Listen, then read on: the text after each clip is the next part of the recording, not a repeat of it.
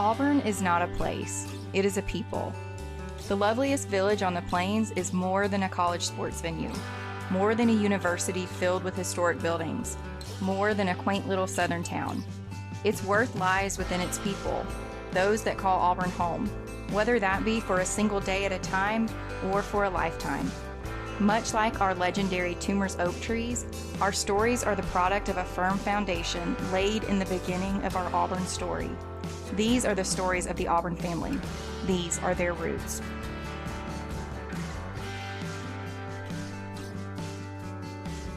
War Eagle Auburn family, and welcome back to Auburn Roots. This is our journey of exploring and sharing the stories of your Auburn family members.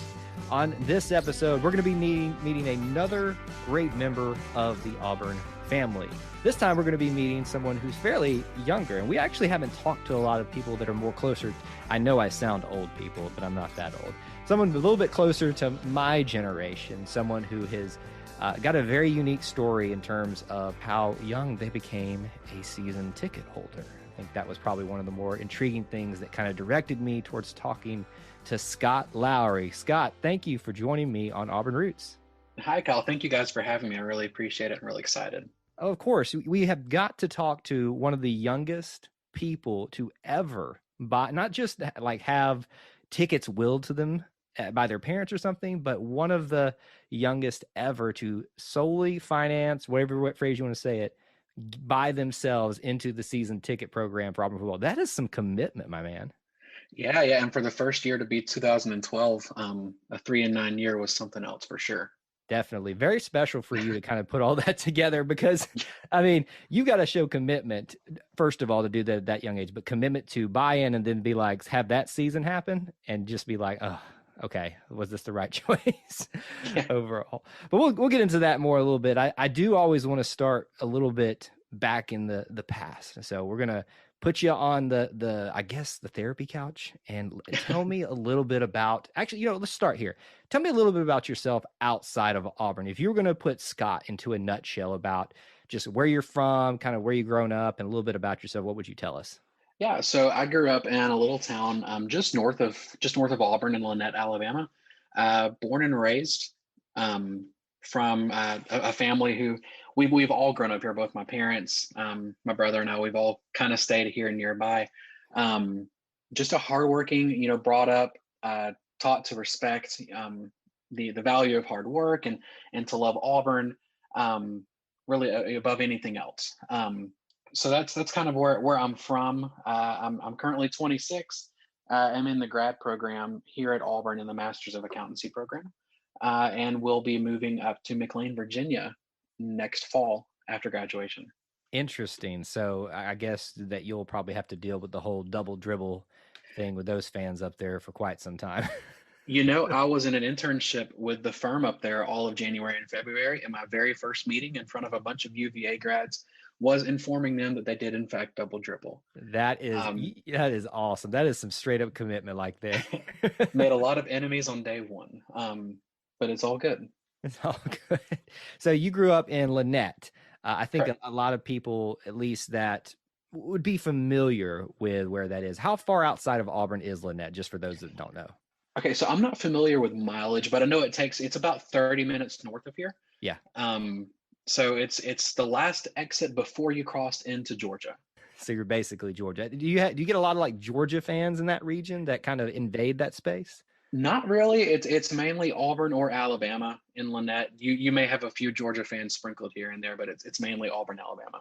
See, I've found it's pretty interesting because here in Georgia, where I am, Auburn has invaded and like in vast numbers. I've never in my wildest dream thought here in Marietta, Georgia, where I am, that we would have this amount of Auburn fans here. You don't really find Georgia invading into Auburn's territory all that much. And it sounds like that's kind of what you said here for Lynette. I thought for sure that you would have just a little bit of a contingency trying to invade over there, but nothing really besides Alabama, huh?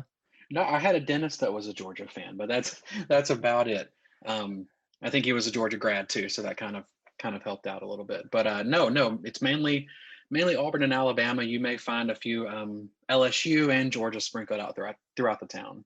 Yeah, those are kind of the big ones that you throw out there in the SEC. They just kind of spread out, and Yeah. we I guess, grace whatever we go with our presence, but we call it like an infestation for Alabama and LSU fans. Georgia fans. Yes, exactly. So you spent your entire life in Lynette, huh? Correct. Yeah, I just moved to Auburn officially about a month ago. So I still lived in Lynette my whole undergrad. Um, So tell me a little bit about Lynette. Like, what is the makeup of that, or how big a city are we looking at? What's it like? I want to say it has maybe, I'm probably completely wrong, but I want to say maybe 3 or 4 thousand population, just a really small town. I'm actually outside of Lynette in a little town called Fredonia. Nobody knows where Fredonia is, so I just say Lynette. Um, yeah, it's Lynette, Fredonia. I don't have cell service there, so uh, if that tells you anything about Fredonia, but no, Lynette, just a small, kind of like a mill town. Back in the day, the mill there was kind of the main thing for the city. Just a quiet little southern town. Little mom and pop locations, and really not much to see, but a lot of love and community there. So it sounds like it's not a shock when your family and you connect to the Auburn family. Does Not that at all. does that start from the very beginning? Was there any other hints or infestations from within your family for Alabama or anything like that? I had no choice from birth uh, to be nothing but Auburn. It goes back, goodness, generations, especially on my dad's side of the family. They had season tickets back in the 80s and 90s and stuff, and so it goes back for generations for Auburn. So we don't really allow outsiders in. I love it. I wish I could say the same for my family, but we've got a mainly Auburn family, but we got a few that have snuck in, like my mother. I love her dearly, but it makes it interesting at Thanksgiving time every year when we all get together and hash it out for the Iron Bowl. But Oh, that's for great sure. that you grew up in a family that is very focused on orange and blue. So at any point in your childhood, was there ever a moment where you decided or maybe tried to connect to something outside of Auburn? No, not at all. Um, no, I've never had any desire whatsoever to switch. Or, of course, growing up, that was during the Tommy Tuberville Iron Bowl years, so it wasn't that hard um, to necessarily pull for anybody else. So it's been pretty strong, pretty deeply rooted all these years. So I think that's something interesting you brought up there is that your childhood, your adolescence, and mine as well. So I can speak to that too, is during a time of probably one of the highest success rates for the Auburn football program, which is the Oh yeah, lifeblood of the university. It's the life of the everything's important here, but it would be, stupid not to admit that football is king and drives the engine that is the car that is Auburn. But for sure. when you talk to your family members that try to tell you about what it was like growing up in the 70s, for instance, or the 60s, where there were these long streets in the Iron Bowl where Auburn was not successful, do you have like a sense of grasping how much more difficult that might have been for them?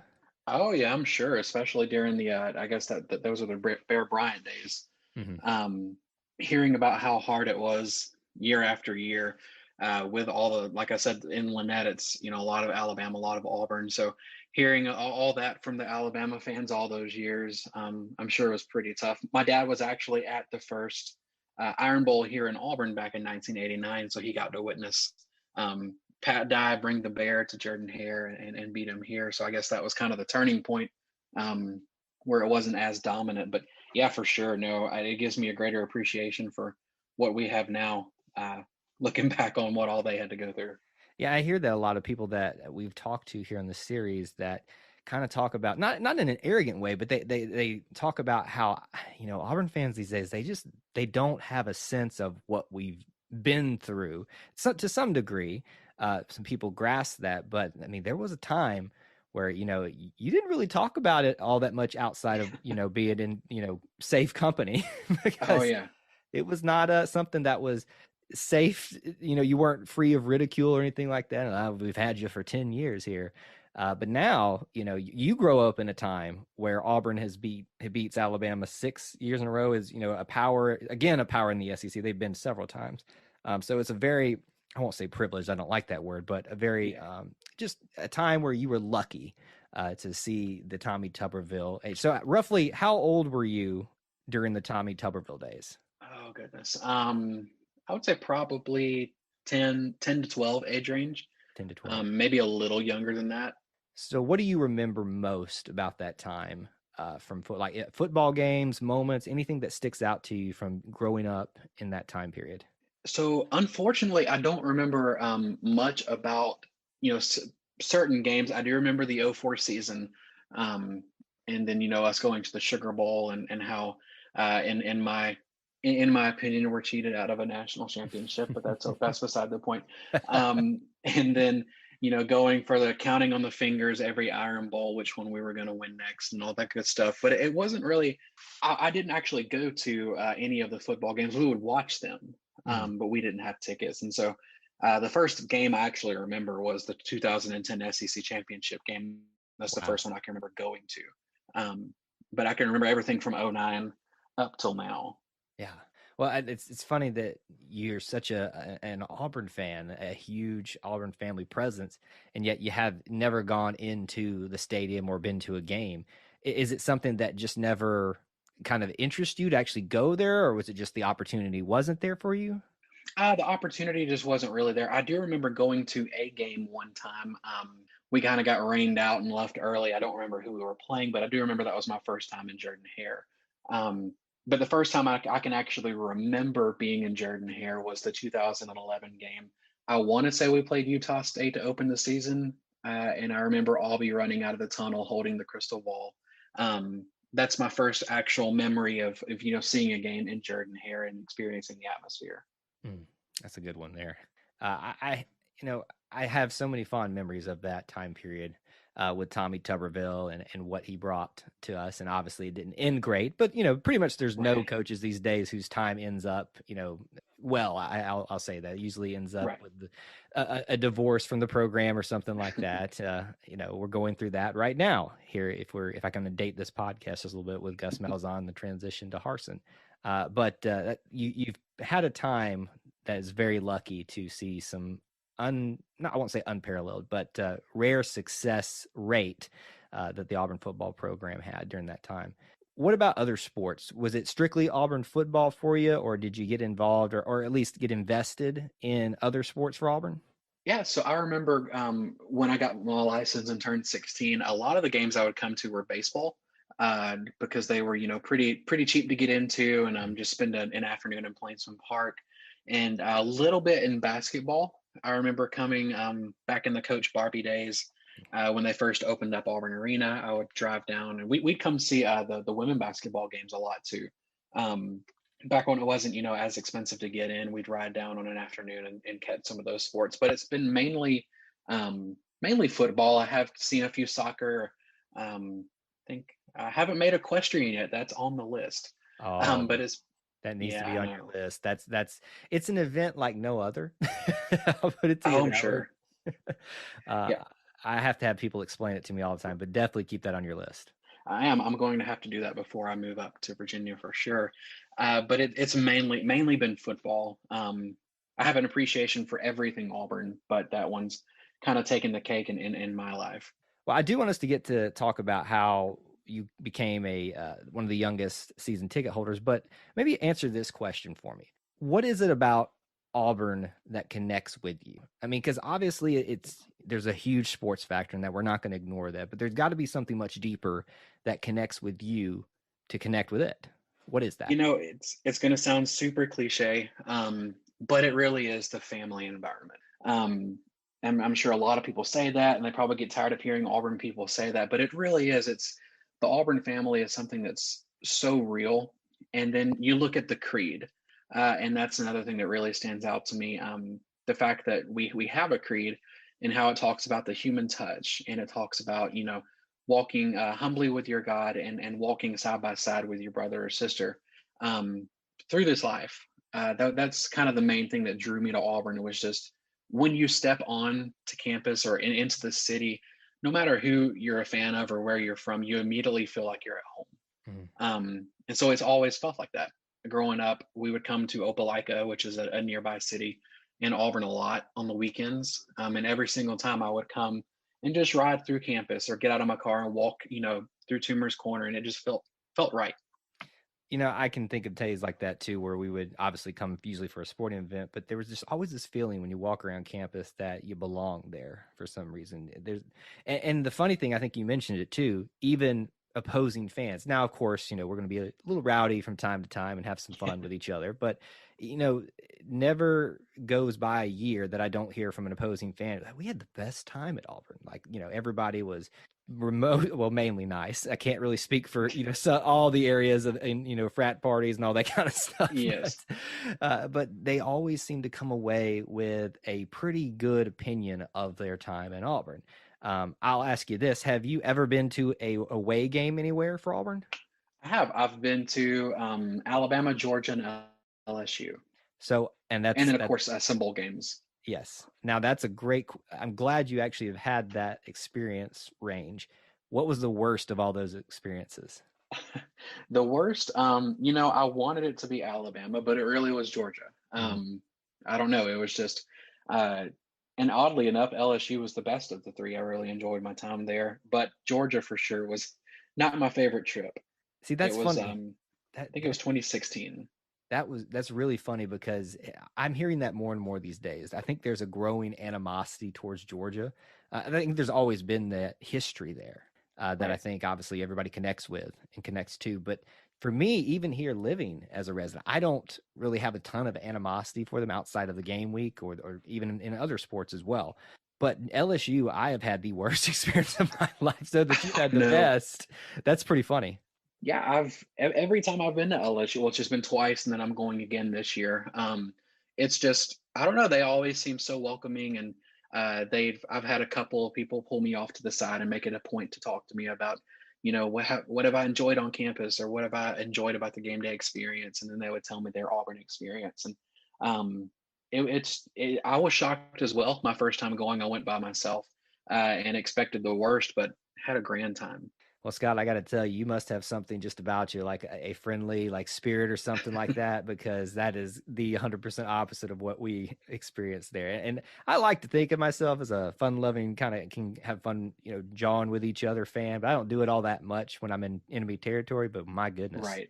LSU was just, we still tell stories about that to this day. The No. fact you obviously are one in a million, my friend, if you can get through there and have an awesome experience. Yeah, my boss here on campus, she's an LSU grad, and so she would give me some tips and tricks on, I guess, how to steer away from those ones in every crowd, I guess you would say. Did you ever get yelled at? Tiger bait, was that thrown at you ever? I did, and but that was expected. I kind of expected that to happen, and there's one or two that would throw some things out there, but the Tiger Bay thing is kind of ironic. But seeing as how we're both Tigers, but I know. I just kind of let it roll off and kept on walking, and smile and nod. But So, no, I really enjoyed my time there. well, that's funny. But I think there's probably interesting stories out there both ways. I'm not going to sit here and say that LSU is the worst possible place you could go to. Yeah, Yeah, I always hear that Alabama is kind of like right there in the middle. It's like I don't really want to be there. That's kind of what made it bad. But it was fine. They're Alabama. yeah, We kind of know our place with them. right. Um, Well, let's talk about how you became one of the youngest season ticket holders to actually like finance it themselves, pay for it themselves. Tell me how that comes about. What prompts you to do that? Yeah, so like I said, my first Auburn game that I remember attending was the 2010 SEC championship game, and of course that whole 2010 season was magical, but we never actually got to go into Jordan Hare. So in 2011, I bought a ticket to Utah State, and like I said, came to that game and got to see everything that went on, all the fanfare, and I said I kind of like this. So I bought an individual ticket to every single game that season, um, including the Iron Bowl. So I after that, I said, you know what? I'm going to look into. I had a job at the time. I was homeschooled, so I was able to kind of work 40 hours a week at a local restaurant. And I said, I'm going to look into seeing what it takes to become a season ticket holder, and got in touch with Tigers Unlimited, which is the ticket priority program. And then from there, just kind of went along with the process of, making your donations and then selecting your seat, which didn't really know how big of a life changing thing that one particular seat would be. But yeah, so I bought my first season ticket in 2012, section 12, row 11, seat 14. Put my name on it. That was mine. and have been there ever since. I was 17, I think, when I did my donations, and I turned 18 the following during the football season in November of 2012. And just for people that don't know that, the donations and stuff, I'm not saying this to steer people away from doing it, but it's not, cheap. It's not the most expensive thing in the world, Right. but it's not cheap. So the fact that you were transformed or engaged enough by your experience in that first season after paying all those single game tickets, which I'm sure was more expensive, especially with that Way Iron more Bowl. expensive. How about this comparatively? Buying all the single game tickets that one season to your season tickets, do you kind of have an idea about how much maybe more you paid or percent wise or anything? Yeah, so I don't know about percent wise, but I do know the Iron Bowl alone, I paid $275 for that ticket. And just for reference, a season ticket without your donation is about $475. Mm. So more than half of what I paid for my season tickets, I paid for one Iron Bowl ticket. So I actually came out cheaper if I wanted to go to every game just by getting the season ticket, which is kind of my main selling point to people when I'm trying to talk them into doing the same thing. Uh, it was substantially more in 2011 than it was in 2012. Yeah, and just the ease of which that you now know that you've got tickets. Once you go through that process, I'm sure, and get through all the paperwork and selection process, just knowing that you've got tickets and that you can come to the game and just relax to pregame festivities, go into tailgate, enjoy Tiger Walk, and all that stuff. It's all taken care of. You're not walking around on the sidewalks with me, searching for holding with your finger up one ticket, 2 tickets. You're the guy that's holding the tickets up, saying, "I got tickets." Yes, I'm that one clutching my wallet very tightly, walking through that crowd, making sure my ticket doesn't fall out. So give people an idea. You kind of gave us your seats exactly. Where are you sitting right now currently? Still in section 12, row 11, seat 14. It's the south end zone in the southwest corner of the stadium. So if you look at where the band is, I'm in this exact same end zone, just the opposite corner, about 3 rows above what used to be that little flower bed there. Now it's kind of like a recruiting area. Oh, so you have a really good perspective of what's going on in the field. Oh yeah. I love my spot. I get a good view of the coaching staff and the players, and then the jumbotron is right there on my right, and then the band is right in front of me, along with the student section. So, in a really prime spot. Still not sure how I got it. You have had very fortunate things happen to you, surviving LSU, getting good selections here. You're doing something right, my friend. I don't know what you're doing, but I want to get on that train. I think it may be when my grandparents got season tickets back in the day. Maybe that's what it was. We'll run with that. There's got to be a reason for it, so we'll throw that out there. So you're pretty happy kind of being down that low. I've heard people say sometimes they don't like being down that low, but you kind of like it. I love it. And then there's also the people that I'm with, and they make a world of difference. As I said, my first year was 2012. There really wasn't much to watch on the field. So we got to know each other a lot, and we've really became a family. I'm going to get the number wrong and leave somebody out, but there's like 6 or 7, maybe 8 of us that sit together. And I never plan on moving from that spot. We have a good view. We're about 11 rows up, so it's not too terrible. Especially when they're in our end zone. But yeah, we have the jumbotron when they get on the other side of the field, so we make do. Yeah, I've always debated what's the actual best spot in the stadium, and that doesn't sound like too bad of a thing, because even if it is a little bit harder to see at points, you've got a pretty good vantage point about what's going on actually on the sidelines, and you can actually see if there's a player injured going in. Can you actually tell if they're so there's advantages to being down in that area. But it sounds like you've got pretty good spots for people that are trying to understand the process of becoming a member of that program and to get season tickets. Was it a fairly easy process? It was super easy. Everybody in the program was extremely helpful. It's, you kind of start in early December making your donations. You have until the 1st of March. Really streamlined and seamless. At the end of March, they begin the seat selection process, and you do that when your time it comes up, and then pay in the month of May, and then you're set. You don't have to worry about anything else until August, when football season rolls back around, and then it starts all over again in December. But super easy and really simple to go through. So no regrets, no looking back and saying, well, maybe I did that a little bit too soon. Completely worth it, huh?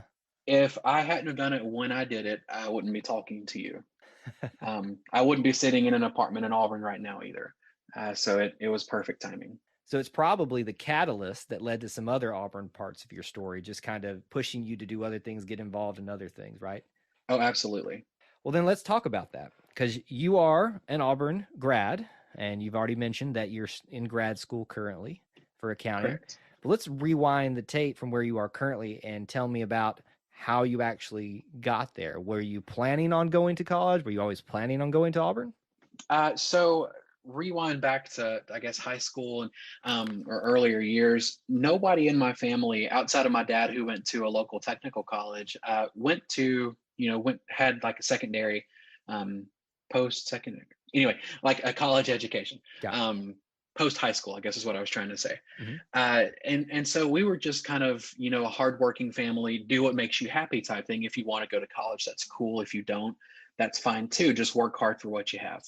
And so when I bought that season ticket, I was seated next to this person named Jenny Wakeford, who graduated in 1994 from the College of Business in the School of Accountancy.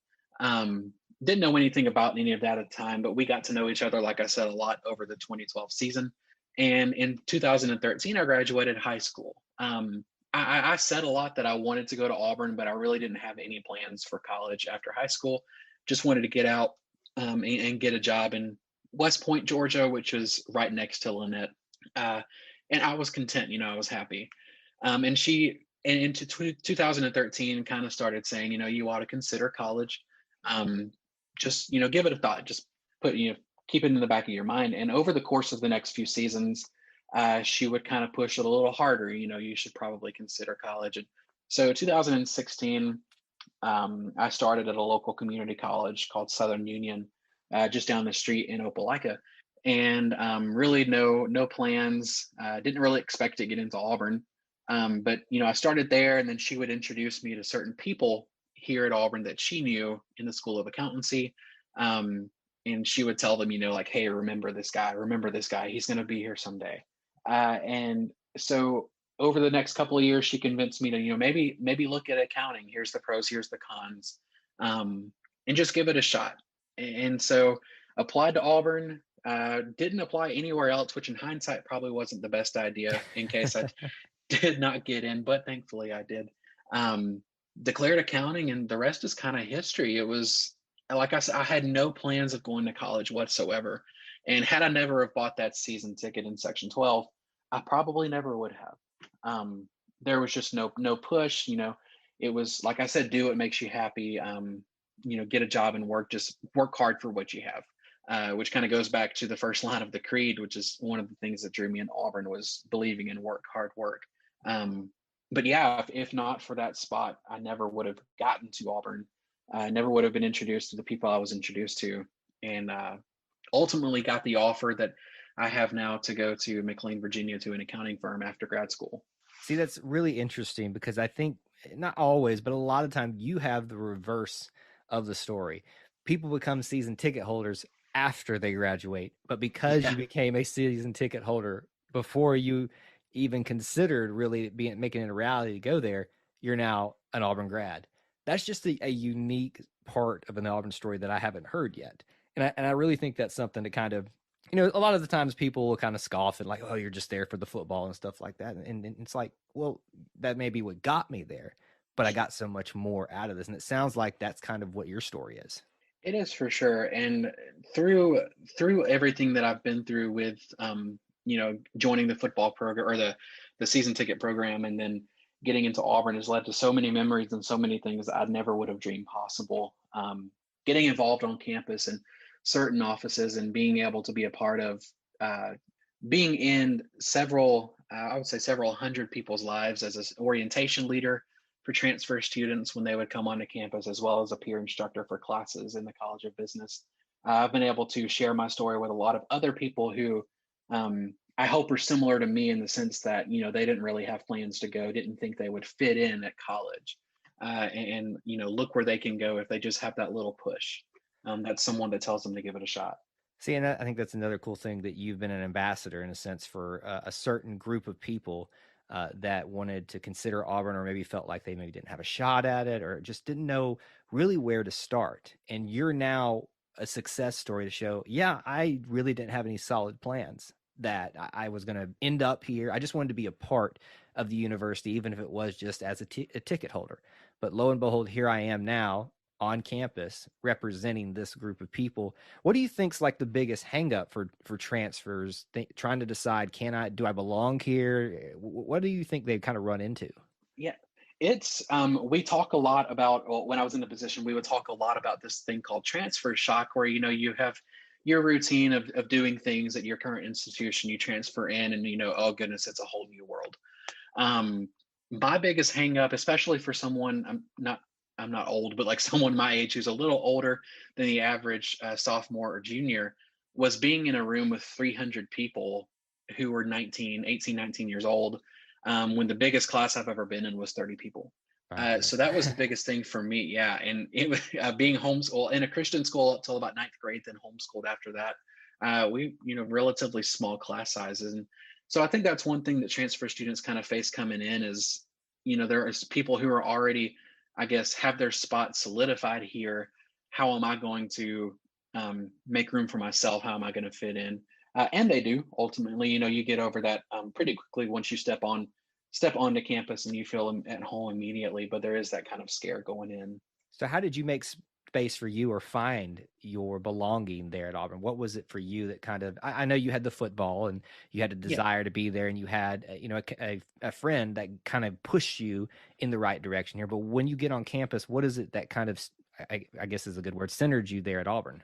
Yeah, getting involved was when I found my home on campus. I got involved with the transfer student orientation leader program. It's called Successfully Orienting Students, or SOS. And then I also got involved with the Office of Professional and Career Development, or OPCD. I would always tell our students at orientation that we love acronyms here on campus. As a peer instructor working under the director of the office. And when I found those people in those offices, they ultimately became a family. And that's when I knew, hey, I belong here. I feel at home here. All those insecure thoughts I had going in are gone. And that's also one of my biggest pushes to current students is just to get involved, kind of step outside of your comfort zone a little bit, and you'd be amazed at what that'll do. Hey Auburn fans, I want to take a quick timeout from this episode to bring your attention to something very special. Here at the E2C Network, we pride ourselves on bringing you the best content for Auburn fans out there.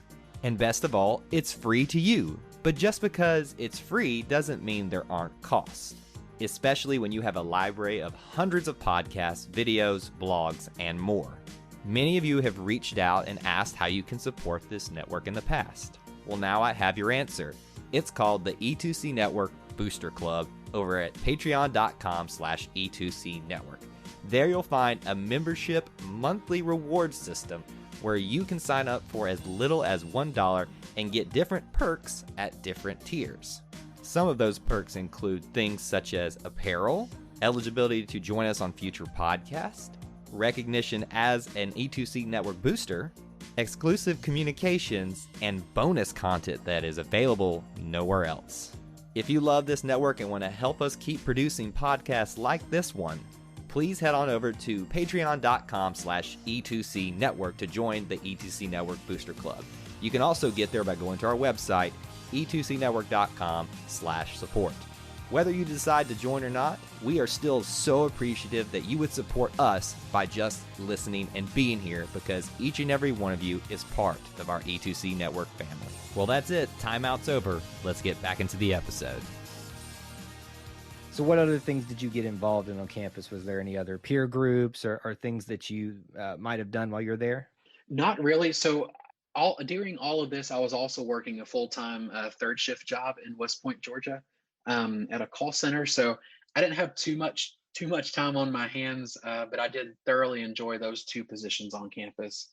With what time I had, being able to get involved with those, I didn't really have much time outside of having my own radio show called The Scott Spot on the radio station here on campus. And that was pretty much it. Okay, now we have to stop there and talk about that, because I can't let that go by. The Scott Spot there on the local student-led station. What did you talk about on that show? It was mainly music, a variety of all different kinds. You could hear 80s music, today's pop, or 90s country. Like it was, there was really no set thing. But yeah, no, Scott Spot from 12 to 1 on WEGL 91.1 FM every Friday afternoon. We'd love to have you join. It was a wonderful experience. Did you do you have like a favorite song that you tried to kind of play in there every once in a while, or was there something that you ever got requested too much? So my favorite was the 80s rock. So I would kind of throw Bon Jovi in there a good bit. Not try to drown the people with it, but my bias was showing a little bit and throwing those in there. Well as some Carrie Underwood. She's another personal favorite. So they got a pretty good mix. That is a pretty wide mix, my friend. it's, It, it's a good one, but it's just two different styles and two different, perspectives on things of what is music. And I would suspect that you probably played "Living on a Prayer" a lot for the Auburn fans, seeing how that's oh, one of our songs. absolutely, absolutely. I can imagine probably students just listening on campus, start, chanting it with you at the end. Living on... I I would don't even hope know how so that because started. I'm not sure either, but I was definitely fist pumping in the radio station. I can only imagine, Scott, what that scene was like sitting there with all the equipment around you and still fist pumping in the air. Bet it was a high energy radio station when you were in that seat. Oh, it was just praying that I had my mic on mute. That's all I was doing. So you became a accounting major and an accounting graduate. By the end of all this thing, what pushed you to do the music job? So I've always been involved in music. I've actually played piano now for about 14 years. And so I've always just had a very deep appreciation for music that was kind of instilled in me by my parents. Um, my mom is a huge Bon Jovi fan, which is why why I'm so fond of them. And then my dad with his kind of I guess 90s country type vibes. It was yeah, just from an early age, music was always going in the house. It was always a thing that I grew up around. It's something that I don't know. I guess I fell in love with at an early age. So I find it interesting that you go into accounting as opposed to something musically inclined. Was that ever crossing your mind to do that instead of accounting? Radio was a big dream of mine. I wanted to go in and be a radio DJ. Back in the day, that was the coolest job to me, was being a radio DJ. Um, and then I kind of looked at my opportunities and what I thought I could do with my career, and it didn't seem like it would pan out too well. So uh, kind of went over back to the business world and ultimately chose accounting. Well, and obviously you've got to do what's best for you and what you feel like you're going to fit best for the rest of your life, because obviously you're not just coming to Auburn just to get the experience of being in Auburn. I mean, admittedly, it's great in and of itself, but you're coming there to prepare yourself for the rest of your life, your career, what you're going to be doing. So you switch to accounting, or not switch to accounting. That's what you go in for. Excuse me. Can you give us a perspective of what it's like being an accounting student? What classes you had to take, and just for those of us that aren't accountants, definitely not me. Yeah. I've got some of my family that are. What's that like at Auburn? It's so they don't sugarcoat it going in. They tell you on day one it's the most rigorous curriculum in the College of Business.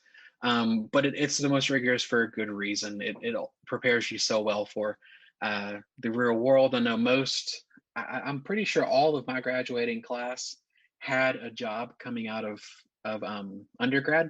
And then the master's program has about a 100% job placement rate. So they do an extremely good job of that, but it's a lot of difficult classes.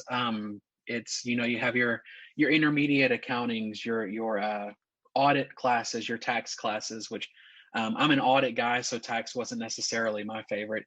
I always tell my family, don't ask me to do your taxes after I graduate because I'm doing auditing, um, and just different things like that. But it's again, going back to that cliche thing of family. The School of Accountancy is their own little family.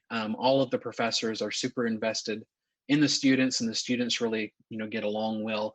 So it was like going into another one of my many families here on campus. While yes, it was difficult, we were all going through this difficult thing together, which made it a lot easier. What was the hardest class in that program? Goodness, the hardest class. I love Dr. Mathis to death, but Tax 2 was So difficult to me. I guess being an audit person, she was amazing. She's a wonderful professor, an extremely nice person, but tax too, man, it was a different world. Taxes just make my head hurt regardless. So the fact that there's a tax two at Auburn, that just, I don't know how you do that, my friend. Yeah, so tax one is like income taxes, tax two is like corporate tax. Gotcha. So Um, the next level of taxes. yes, I and bet that with, wasn't that for you. oh yeah, for sure. And then with governments always changing, corporate tax will probably change, and it's just always something new. Oh my goodness. That's just making my head. I'm not a math person. I'll be honest with you. I do have a science-based degree, but I went to a science-based degree that requires as little math. In fact, I changed my major because I didn't Oh want to deal with goodness. math. Yes. See, that's a common misconception about accounting people. Most of us are terrible at math. We just we just make good use of a calculator. Uh, that's if that makes you feel any better about the people doing your taxes. Well, I mean, I Um, do frequent a calculator, so that does make me feel slightly better. yeah, I'd be lost without it. Now, I don't want to ask what was the easiest class, but maybe what was the class you most enjoyed? You know, I really, really enjoyed my audit class, but there was also a class called Accounting Info Systems, or if any accounting majors are listening, it's AIS. Again, another acronym. Those two classes, I guess, were kind of had a lot of projects, which I really, really enjoyed. Um, Getting to use certain systems, but intermediate accounting one, which is like your first really difficult course in accounting. My professor, who is Miss Amy Murphy, she's become one of my mentors. Um, Really, if I've never met someone so passionate about accounting as Miss Murphy, and just being in her class and experiencing all of that really made me appreciate it a lot more. Um, and hearing her stories of what she's went through in her career, and learning those core principles and those foundational things, um, I guess really set me on the path to a successful career in or college career in accounting. Mhm. Yeah. Well, I think we've got a good perspective of kind of some of your campus life and your academics. We do always need to bring it back to sports. What is some of the biggest moments or games that will stick out to you at being a student on campus? What are some of those? Right. So even though I'm a student, I still sat in my Section 12 seat.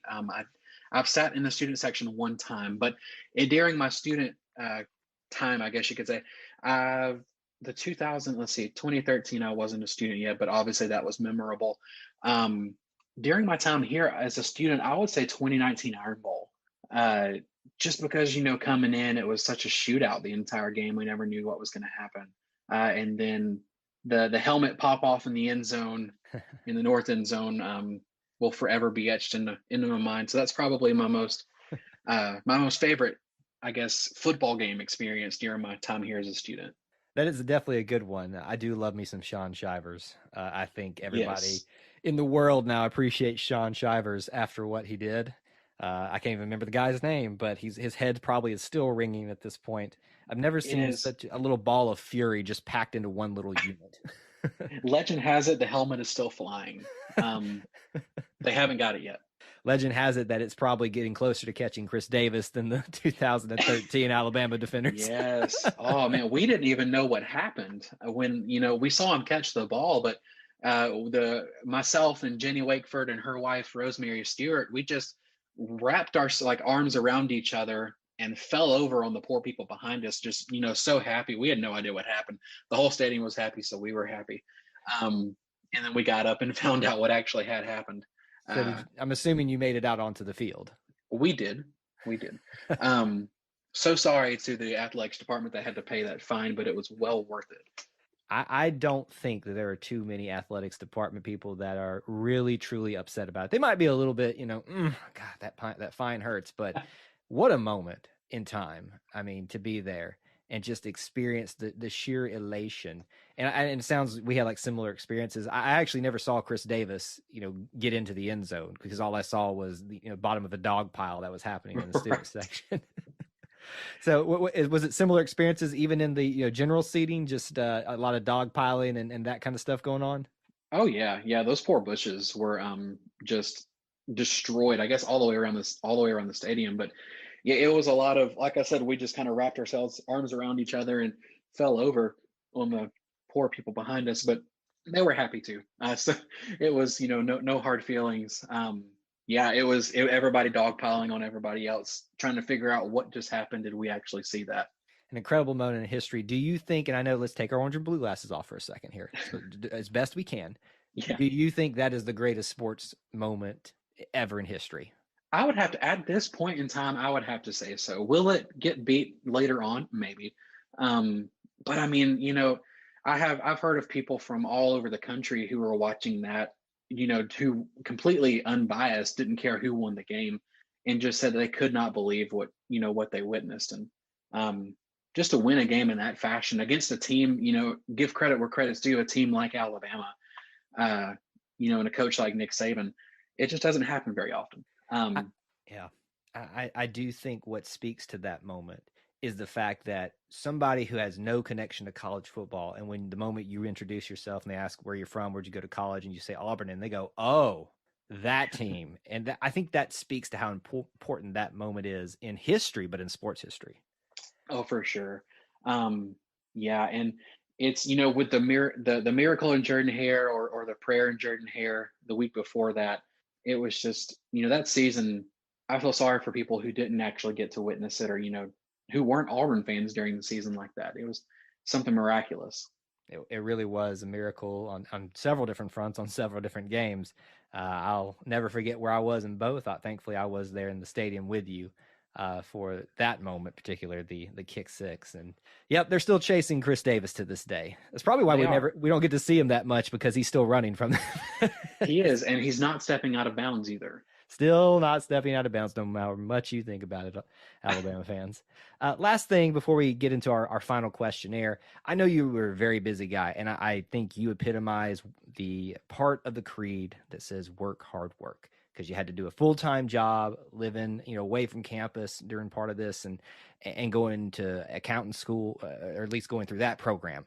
What part of the town around Auburn did you get involved in? Did you have like favorite places you frequented, or did you even have time for that? I didn't have much time for it in undergrad. Now that I'm in grad school and I'm kind of able to take a little step back and breathe a little bit, Mama G's is a staple. I know there's currently a war on Twitter going back and forth on Mama G's, but you can't go wrong with some nachos and Mama's love for me. Yeah, that's a good one. It's hard to beat going to Mama Goldberg's after a football game. There's a lot of great places to go and eat and spend some time just hanging out with friends.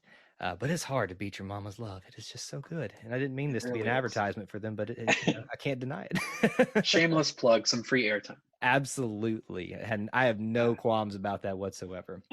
I will say my favorite part, I know we're kind of maybe nearing the end, but my favorite part of everything that did happen during my time here at Auburn was in 2019, around my birthday. I was able to send an email to Alan Green, our athletics director, just kind of thanking him and telling him the same story I've told you today, and asking if there was a chance if I could meet. I'm still a big Gus Malzahn fan. I was at the time, and maybe just meet him and Gus and get to talk to them both. And never expected them to respond, but in typical Scott's Life fashion, they did, and set up an appointment for my actual 25th birthday. They had no idea, and actually got to go and meet Coach Malzahn in his office, and meet Alan Green, and spend some time with them talking football and talking all things Auburn. They gave me birthday gifts and kind of signed a little card, and just couldn't have been nicer to this kid who they had no reason to be nice to. No obligation to be nice to, but they took me in and really just epitomized the Auburn spirit, the Auburn family, and showed me a lot of kindness. And I would say, out of all my time here at Auburn, out of everything I've witnessed, that moment is probably one of my favorite moments. I actually have the picture of me and Gus and Alan hanging on my wall here in the apartment. That is a pretty special moment. What are you doing right, my friend? Because you have got something, you made it out of Baton Rouge with a great experience. You've had this happen on your birthday just by chance, and so many other things. Whatever you're taking, I need some of it, man. It's just, my goodness. I don't know. I guess I don't know who said it, but somebody said you miss 100% of the shots that you don't take. And I've kind of just taken that to heart. I mean, send the email, buy the ticket, speak to this person or that person, and you really never know where it'll take you. Absolutely. And especially when you're connected with a group of people like the Auburn family, we tend to look out for each other. We have For a lot of sure. different backgrounds and people come from different places, but the one thing that connects us all together is the orange and blue. And I know that's cliche and we can talk about family, but it really, really is. And it sounds like your story has been something that was almost the reverse of getting connected with football, but that got you to the university, and look where you are now, heading off to Virginia and to be there. Do you plan to stay there long term, or is that kind of something that's just the journey you're on right now? As of right now, that is the goal, to stay there long term. Um, I'll be working for a firm there just outside of DC, and I would love to make it a career. So I'm hoping that happens. Now, I will be keeping those season tickets. That's something Alan and Gus asked me if I would be letting those go, and I will not. I will be keeping those season tickets and coming back to Auburn as much as possible because, like Rod Bramblett said it best, those people across the state, those people that are red, crimson, and white, they'll never understand it, what we mean when we say family. But we understand it perfectly. Yeah, that's some commitment right there, my man. I appreciate that you're willing to even take, it's the reality. You're going to be in Virginia. It's not the closest place in the world to Auburn, Alabama. So it's going to be quite a haul. Do you think you'll be flying or driving back to those games? So I drove to Virginia and back in January, and when I move up there, I plan on that being the last time I ever make that drive. So definitely we'll be racking up some frequent flyer miles because that 11-hour drive was killer. Oh man. Well, I know that you wouldn't do it if it wasn't worth it. And it sounds like that's kind of been a lot of your story. You took a chance on something, buying into the tickets so early, one of the youngest ever, and it's been worth it ever since. So I appreciate what you said about, just shoot your shot and take an opportunity. You never know what's going to lead you, even to Virginia where you have to fly to go back to Auburn. There are some Auburn people up there, so that's a plus. We'll just continue to remind those around us that they double dribbled in the Final Four game. I would be ashamed of you if you didn't do that.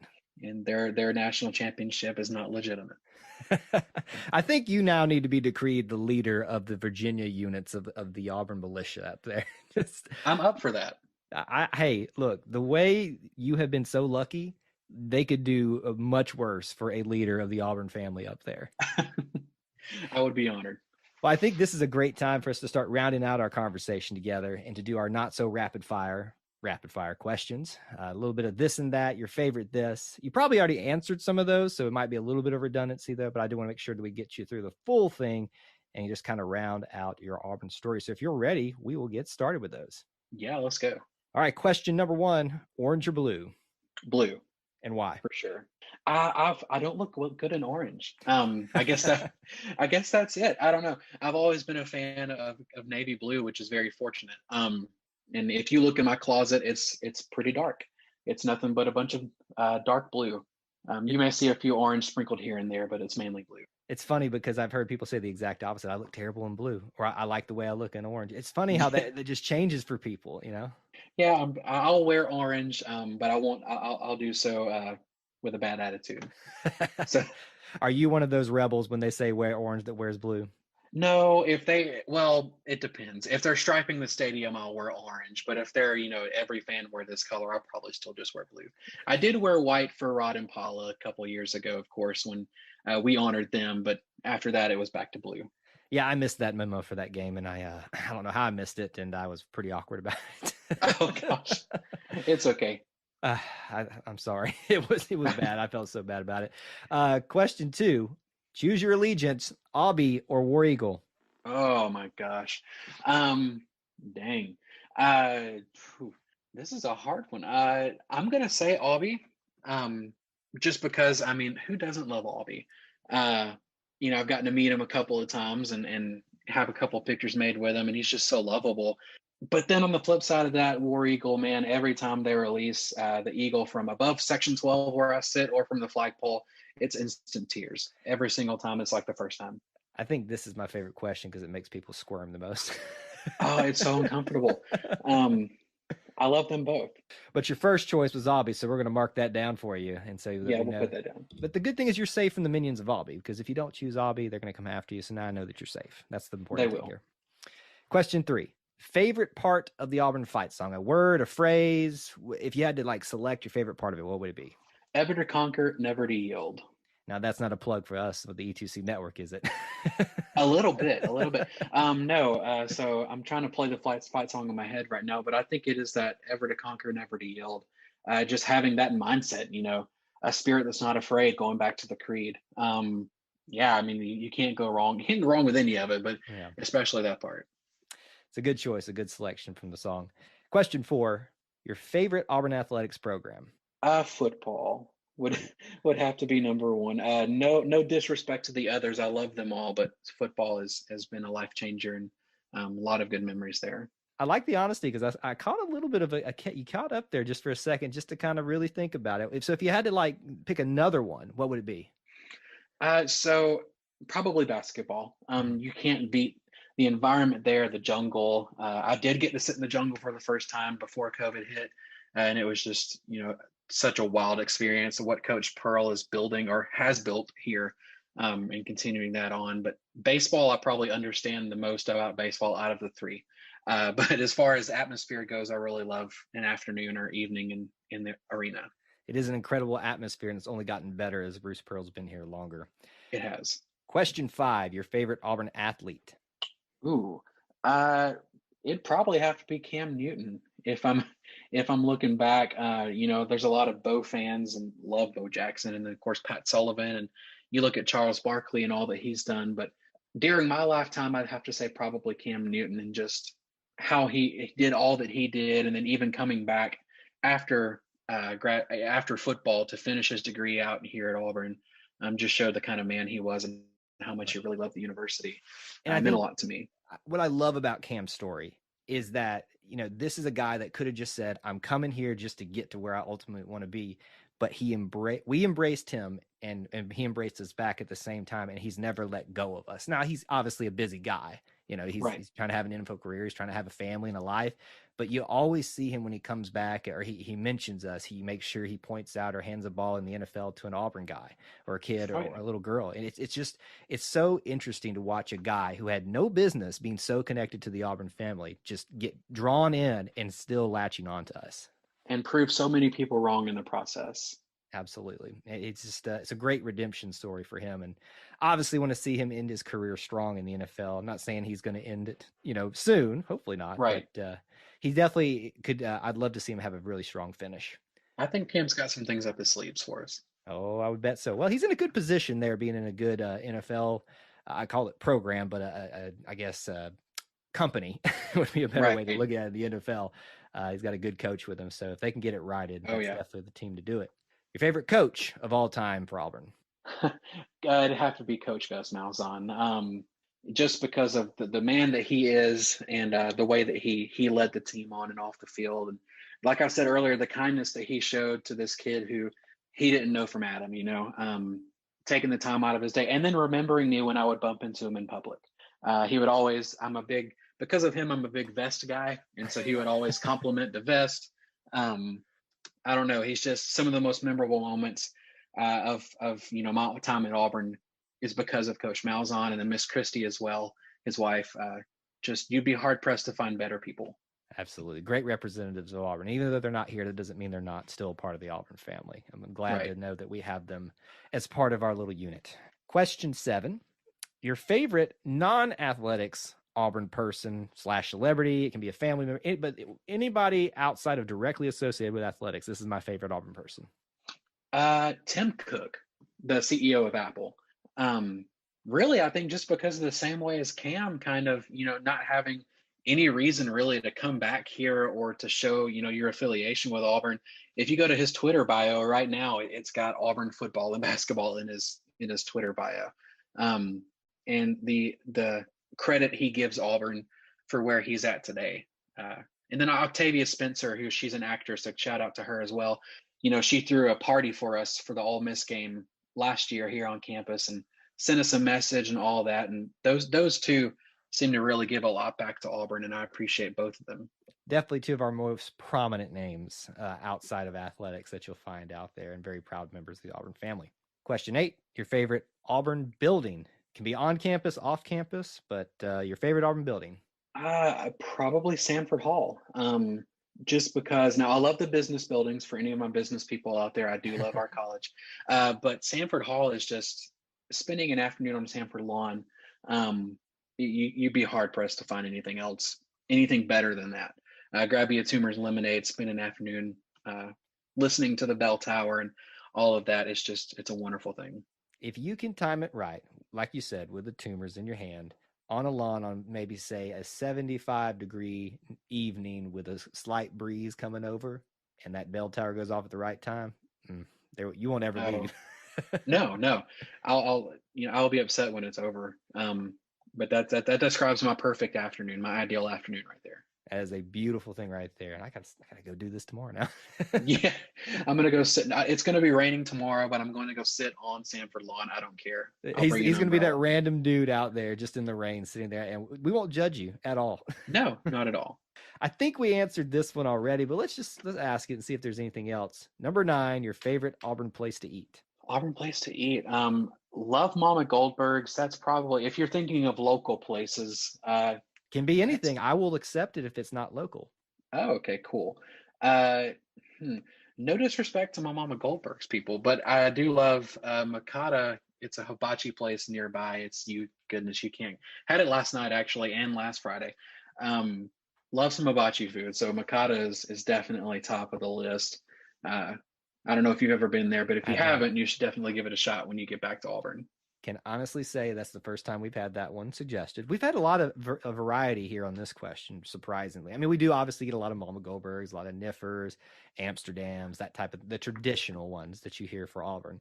But that is still one of the unique ones. I forgot about Niffers. Oh wow, that changes the game. Does it? Okay, we'll stick with the Mikado. But Niffers and Mama Goldbergs are very, very high on the list. It's one of those things that I have to kind of check them off, especially I haven't been to Auburn in a while. I got to hit at least one of them. If you haven't been to Niffers lately, they have a sandwich that's called the Bramblet. Obviously named after Rod and Paula. It's amazing for obvious reasons. I did see them promoting that, and it looks very good. So I'll have to go try that. Question 10. Your favorite Auburn tradition. It can be sports, non-sports, your personal tradition, but your favorite Auburn tradition.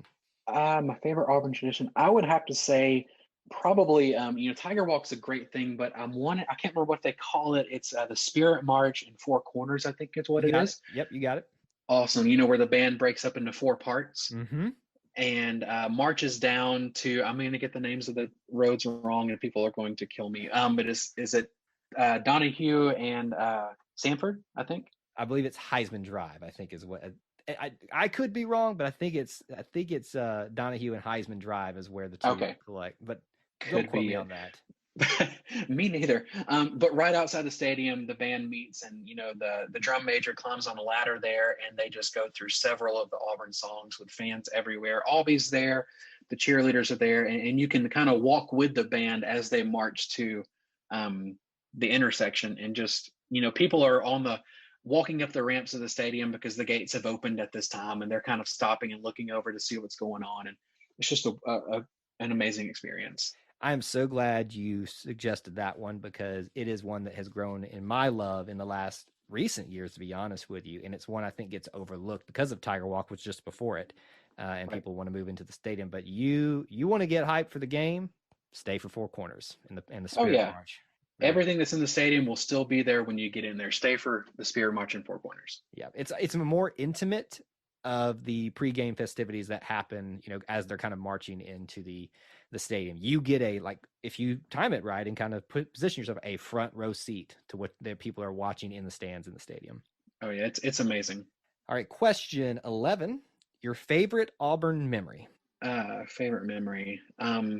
It'd probably have to be, even though I talked a lot about the 2013 Iron Bowl, I'd probably have to say the Georgia game that year. After we won that game, and we had that was the game that everyone was supposed to wear orange. I did wear orange that game, and we laid on the bushes when there were actually bushes there, right over the handrails. And five of us kind of laid back on the bushes and had somebody take our picture.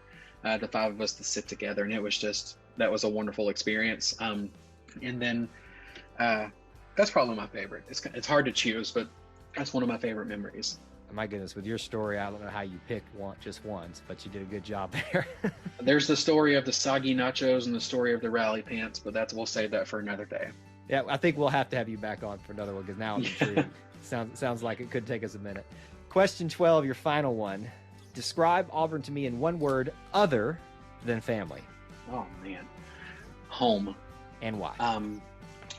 Well, it kind of goes back to, goodness, we say family so much and I don't want to overuse it, but stepping onto campus, you just feel completely at home.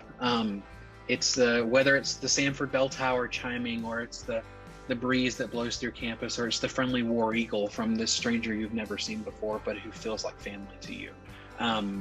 It's no matter where you're at in the world, you meet somebody from Auburn and you feel at home. It's kind of universal, no matter where you're at, there's always that feeling, whether you're on campus or not. That's a great way to wrap it up and just kind of get a bow tied on what is a very unique and special Auburn story. And we are so appreciative that you would sit down for us for a little bit and kind of just rehash it with us. And I hope you enjoyed it as much as we have enjoyed just hearing from you and learning a little bit about what's Auburn's been like through your eyes. Oh, I enjoyed it. Thank you guys so much. Thank you all for listening to this episode of Auburn Roots. We hope you enjoyed learning about Scott, learning about his Auburn story, and hopefully a little bit of his luck will rub off on us. My goodness. I mean, I'm not living right. That's all I know after this one. But we hope that you enjoyed listening. There'll be many more episodes in the future. Until we talk to you again, War Eagle.